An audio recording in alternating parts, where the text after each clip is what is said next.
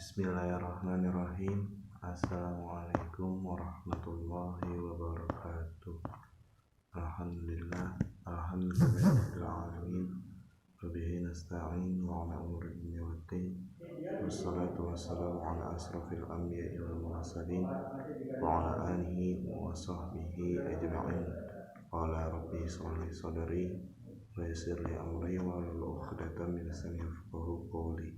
Amma ba'du. Yang terhormat Bapak dosen mata kuliah Fikih Munakahat, pertama-tama marilah kita panjatkan puji serta syukur kehadirat Allah yang mana sampai saat ini kita masih diberikan beribu-ribu nikmat, diantaranya nikmat iman, nikmat panjang umur, nikmat sehat walafiat, sehingga pada kesempatan kali ini saya masih bisa melaksanakan atau memberikan tugas yang telah Bapak berikan kepada mahasiswa, yang mana tugas ini adalah sebagai syarat ujian tengah semester. Salawat teriring salam, marilah sama-sama kita haturkan kepada junjungan Nabi kita, Nabi besar Muhammad. Semoga kita mendapatkan syafaat dari baginda Nabi besar Muhammad dan bisa berkumpul bersamanya. Amin amin ya rabbal alamin. Di sini saya akan menjelaskan yang pertama, larangan pernikahan beda agama.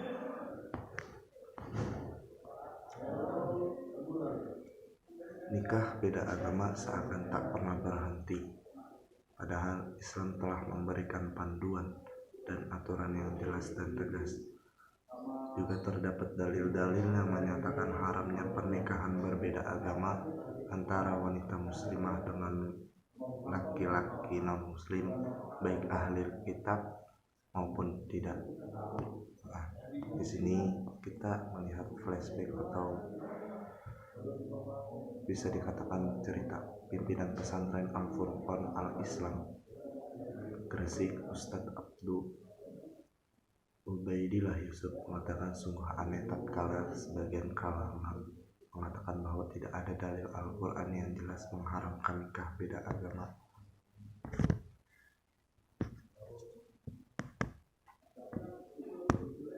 Padahal telah tegas Allah mengharamkan hal ini dalam Al-Qur'annya.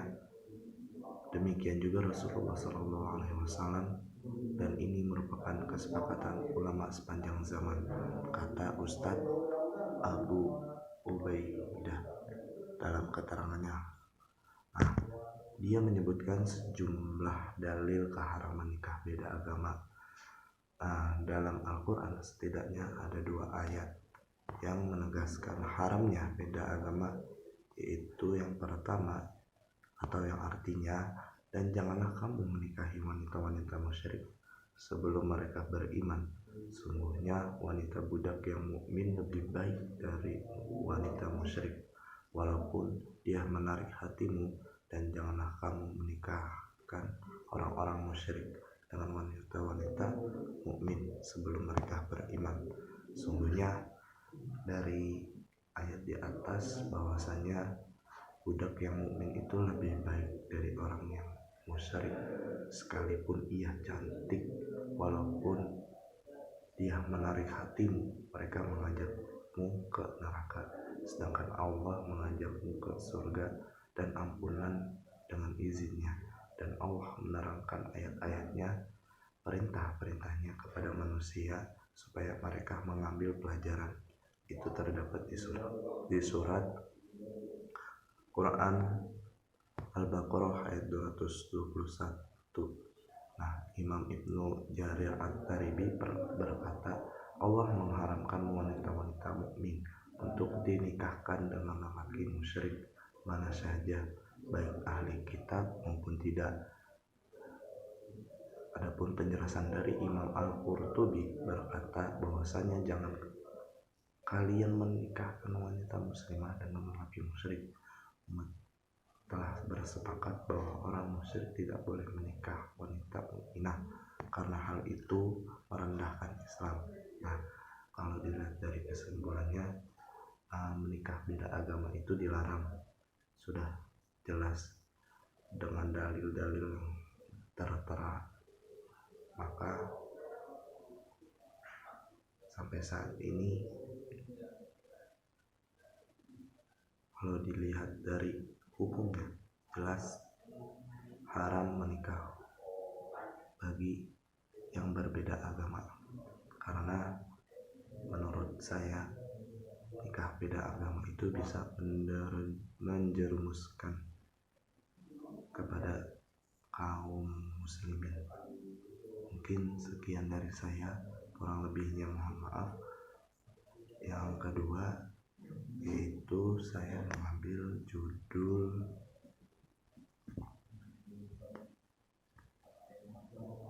hukum nikah siri. Nikah siri di Indonesia tentu bukanlah sesuatu yang asing lagi, walaupun presentasinya tak banyak, namun tidak sedikit juga masyarakat kita yang mempraktekkan nikah siri, mulai dari kalangan artis bahkan sampai sekelas ustadz hingga pejabat negara.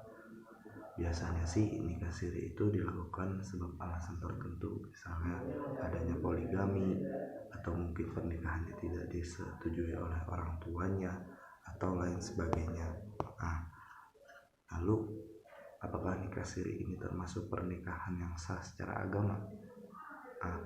Bagaimana hukum pernikahan siri ini dalam Islam dan undang-undang? Berikut penjelasannya. Nikah siri yang pertama, nikah siri bukan adat umat Islam.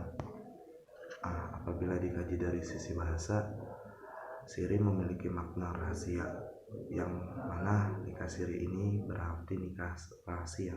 Secara istilah, nikah siri ini adalah nikah secara bersembunyi, tidak tercatat di kantor KUA, dan terkadang tidak disertai wali sahnya. Perlu diketahui bahwasannya nikah siri bukanlah adat umat Islam. Di zaman Rasulullah SAW, beliau tidak pernah mencontohkan nikah siri. Sebaiknya beliau justru menganjurkan agar pernikahan dibuat perayaan atau walimah dengan memotong seekor kambing. Jikalau keluarga memang tidak mampu, maka tidak apa-apa menghidangkan makanan seadanya, misalnya seperti susu, kurma, dan lain sebagainya. Yang terpenting tetap dilakukan walimah dengan tujuan memperkenalkan kedua mempelai kepada masyarakat. Selanjutnya yaitu dalil anjuran untuk merayakan pernikahan. Dari Anas bin Malik bahwasanya Nabi Shallallahu Alaihi Wasallam melihat ada bekas kuning-kuning pada Abdurrahman bin Auf. Maka beliau bertanya, "Apa ini?" Ia menjawab, "Ya Rasulullah, saya baru saja menikahi wanita dengan mahar seberat biji dari emas." Maka beliau bersabda, "Semoga Allah memberkahimu, selenggarakanlah walimah meskipun hanya dengan menyembelih seekor kambing." Dari Anas radhiyallahu anha, beliau berkata, tidaklah Nabi Shallallahu Alaihi Wasallam menyelenggarakan walimah ketika menikahi istri-istrinya dengan sesuatu yang seperti beliau lakukan ketika walimah dengan Zainab. Beliau menyembah kambing untuk acara walimahnya dengan Zainab. Terdapat di hadis riwayat Al-Bukhari dan Muslim dari Buraidah bin Husayb. Ia bertutur tatkala ia melamar Fatimah radhiyallahu. Rasulullah SAW bersabda, sesungguhnya pada perkawinan harus diadakan walimah. Sahih Jami'us Saghir dan Al-Fatihah. Pandangan nikah Islam tentang nikah siri dari hadis-hadis di atas sudah jelas dapat menarik kesimpulan bahwasannya nikah siri itu tidak pernah dianjurkan Rasulullah SAW. Dengan demikian tidak ada ajaran nikah siri dalam Islam. Jika melihat dari pendapat ulama, hukum nikah siri masih menuai kontroversi. Jumhur ulama menolak adanya pernikahan siri dan menganggap nikah siri ini tidak sah secara agama. Namun ada juga yang memperbolehkannya. Yang pertama perlu kita ketahui, nikah siri itu tanpa ke KUA sah.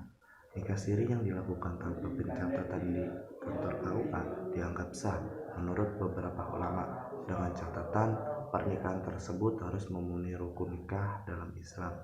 Dan persyaratan pernikahan dalam Islam diantaranya, yang pertama harus ada 2 calon mempelai, harus ada wali nikah, terdapat 2 orang saksi yang adil, dan adanya ijab dan kabul.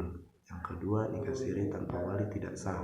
Di zaman sekarang ini banyak orang yang melakukan nikah siri tanpa adanya wali yang sah dari pihak perempuan. Hal ini bisa terjadi sebab pernikahan tidak disetujui, sehingga mempelai memutuskan menikah secara diam-diam atau bisa dikatakan kawin lari. Hukum kawin lari dalam Islam itu tanpa adanya wali dari pihak perempuan jelas tidak sah secara agama, sebab salah satu rukun nikah harus adanya wali. Jika nikah tanpa wali sampai terjadi keduanya melakukan hubungan intim setelah menikah, maka hukumnya jelas haram, atau pernikahannya ketika mereka melakukan hubungan intim bisa dikatakan zina. Dari Aisyah radhiyallahu anhu bahwasanya Rasulullah SAW bersabda, wanita manapun yang menikahi tanpa wali maka nikahnya batal. Hadis riwayat Ahmad, Abu Daud, dan Baihaqi. Mungkin cukup sekian dari saya. Apabila masih banyak kekurangan, saya mohon maaf. Kurang lebihnya mohon maaf. Saya billahi fi sabilil haq astaghfirul khairat wa huwa muwaffiq ila aqwamit thoriq. Wassalamualaikum warahmatullahi wabarakatuh.